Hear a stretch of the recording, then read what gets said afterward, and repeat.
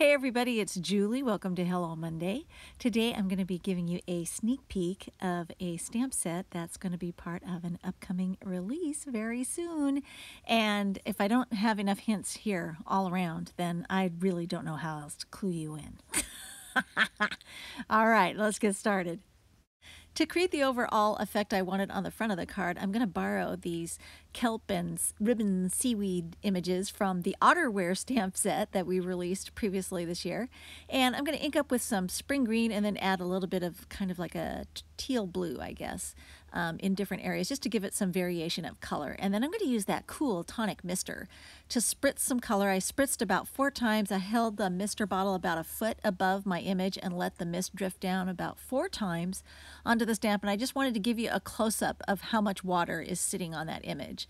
And then I'm going to stamp that onto the smoother side of some Hutson 140-pound watercolor paper. And then I'm not going to re-ink. I'm just going to keep stamping second and third generations of this image, but I'm always going to mist it with a little bit of water each time to rejuvenate the ink. And then I did clean off the stamp and re-ink it and spritz all over again one more time just to make sure I got all the way across the bottom of that watercolor panel. Set that aside to dry, and I've already used the dies from the upcoming set to cut these little bubbles into some scrap watercolor paper, and I have a piece of tape on the back side that's just holding them all in place. And I colored those with another Art Graphic twin marker and then spread the color around with a water brush, and I'll set those aside to dry until I need them.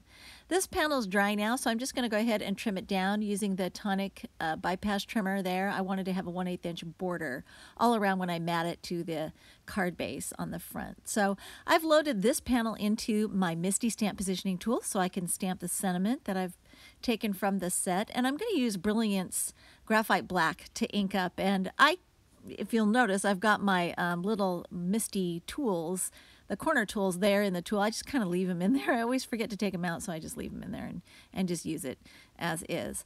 So I got that stamped, and the great thing about using the Misty is that if you don't get as crisp an impression as you want, or you miss some spots of ink, I'm using Hero Arts Orange Soda on this image, and again another piece of Hutson 140-pound watercolor paper. I'm gonna go ahead and impress that, and I didn't get as strong an impression as I wanted there in some areas of the tail, so I'm just gonna re-ink. I didn't move anything. I just re-inked the stamp and stamped again, and that's the beauty of using that Misty stamp positioning tool. I love that thing.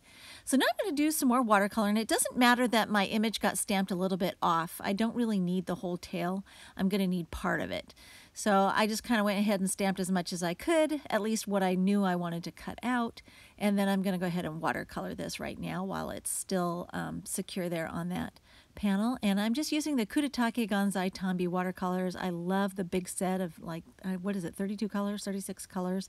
I like having the whole rainbow at my disposal, so I never get a small set of watercolors. I always go for the big set. And then once that is dry, I'm going to take that and run it through my Big Shot. So I've taken the corresponding die for the tail here, and I'm just going to use a little bit of that yellow masking tape there, painter's tape there, or frog tape, I guess it's called, to anchor that in place, make sure it doesn't shift, and then send that through the Big Shot. And then I'm going to add a little bit of clear shimmer pen. This is also by Zig, and I love the colors on these sparkly pens. It's so pretty. It just kind of watercolors it on, and that clear is such a versatile color because you can put it over virtually any other color and pick up that shimmer, and it kind of intensifies the color that's down below there, makes it even richer. So while that's drying, I'm going to go ahead and take some watercolor paper from a great paper pad by Lawn Fawn, and I've also got one of their die sets that has these really cute wave borders, and they are like, there's 3 different patterns in the set, and I just absolutely love them, and they are just fun to mix in with this particular stamp set that's coming out.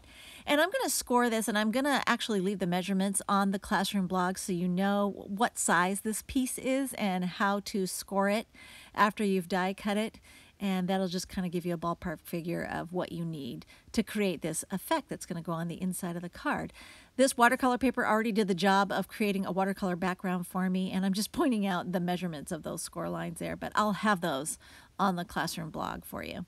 Now I'm going to take a sentiment and stamp that onto the watercolor paper, and again inking up with Graphite Black by Brilliance and get that right inside the score line there because of where it needs to show up on the card front. And once that's dry, it's time to start assembling everything. So I've got a base card too here of Nino Solar White. This is 110 pound because I really need a heavier weight to pull off this effect. I just think having a stronger, heavier card base works better for this particular interactive card. And I'm going to go ahead and mount the watercolor panel I made in the beginning to the front and go ahead and press firmly there. I'm just using standard tape runner. And then I'm going to take those little bubbles that I had already colored and allowed those to dry and take the glue there and get those mounted into place. So I'm just kind of using my tweezers to get a hold of those and pick them out of the negative piece there. I've already got my glue in the spots where I knew I wanted to mount these little bubbles there. And then those will set up and dry really quickly. So now it's time to take this panel that I already scored, and then I knew where to stamp my image, and you can see how I'm doing the folds along those score lines. So I had a mountain fold on the left, and then I did a mountain and a valley on the right-hand side, and this is going to fit right inside my base card, and that's why I will be including those measurements there over in the classroom so that you can duplicate the effect. And I think it's fun to have that lawn fawn wave die there complementing the whole thing. So I'm gluing that inside, and the gutter crease is along the edge of that panel. And you'll see what I'm talking about here after I get it in position. So I'm pressing that flat to make sure it's mounted, and you can see how it extends over the gutter crease there. And it's about a 1/2 inch there, that fold line there. So now I'm going to take the other side. I'm going to fold it back on itself and get some adhesive, and I'm just using tape runner. You could use Be Creative tape if you wanted to, but this didn't end up needing anything stronger than that, so it was just fine. Now I do have a little bit of overhang there on the back. That is fine. All I have to do to eliminate that is just take a pair of long blade scissors. These are just Teflon scissors I picked up at Costco because they had, like, came in a 3-pack and there were nice long blades on them. We use them for kitchen household scissors. And there you can see how my pop-up box is being created on the inside of the card. Now I don't need the whole tail in the end. I ultimately only needed a smaller portion of the tail, so I'm just going to whack off what I don't need. Kind of did all that coloring for nothing, I guess. But you know, when you're kind of planning everything out, you don't really realize how it's going to go down. So better to have it all than to have too little. Now I'm using one of those action wobblers. This is one of the mini ones, and I love these so much that I got the 100 count package because I love using these things on cards for my granddaughter. And I'm going to go ahead, there's a thicker side that's going to get mounted to the inside of the card, and then the thinner side gets mounted to the back side of the piece you want to wobble. So I love that they're self-adhesive, and they are the perfect size for so many interactive cards I love to make.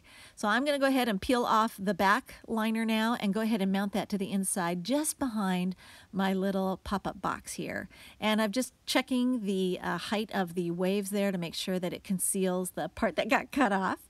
And then I'm going to pinch the card shut and press firmly to make sure that it's mounted there firmly inside. And then you'll notice just opening and closing the card will cause that tail to wobble. It's a really fun way to make the tail wobble. So you just kind of open and close it, and that tail is going to wobble around in there. So cute. So it looks like it's kind of, you know, swimming in there. I love this card. I thought it turned out so fun. I can't wait for you to see the whole release coming soon, so stay tuned. Keep watch on our blog and our newsletter. You can see more still shots of this project at the Classroom blog, and all the supplies are available at ellenhutson.com. Thanks for watching.